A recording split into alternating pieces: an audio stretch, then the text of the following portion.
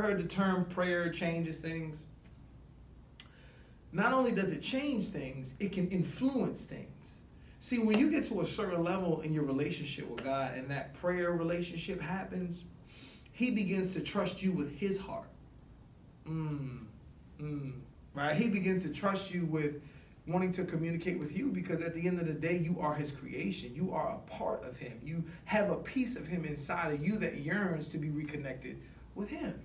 So the enemy understands that. And so one of the ways that he tries to stop the flow of communication is with distraction. But that's a whole different thing that I'll go into at another time. But yeah, for me, the power of prayer, man, is groundbreaking. Prayers get answered. Information gets downloaded.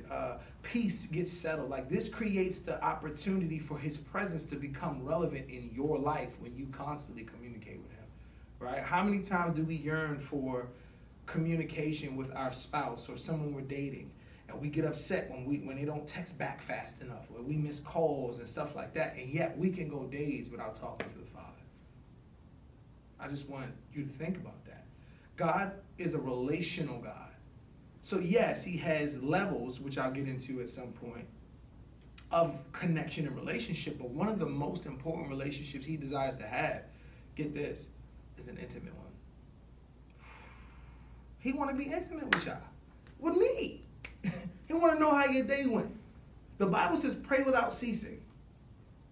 And we're all like, and I know I used to, I'm like, God, what does that even mean? Like, pray without ceasing. So what I got to do? Like a floor? I got to, like, no disrespect, right? Like, but like, what does that look like for me in my day to day? And all that looks like is, hear this, y'all. What pray without ceasing could mean, one of the things that it could mean is keeping him on your mind. Lord, I'm about to go into work today. Be with me. Opposed to listen in the future. Right? Lord, I'm about to go into the gym. Be with me while I have this workout. I've done that plenty of times, guys. And when I've included God in my workout, it was the most peaceful yet intense workout I've had. No cap. Like, no line. Right? God, how do you feel today? Have you ever taken time to ask God, like, Lord, how are you feeling? Right? For me, it's like, to get closer to him where he starts talking, I'll give you guys a formula, right?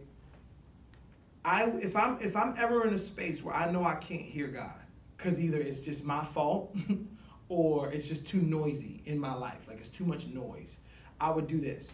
I would go to him for the first 2 days, get this, y'all, and just let it all out. I'm venting. I'm mad, Lord, I'm angry, I'm hurt. I'm just letting it all out. And then the next 2 days, I'm not saying anything.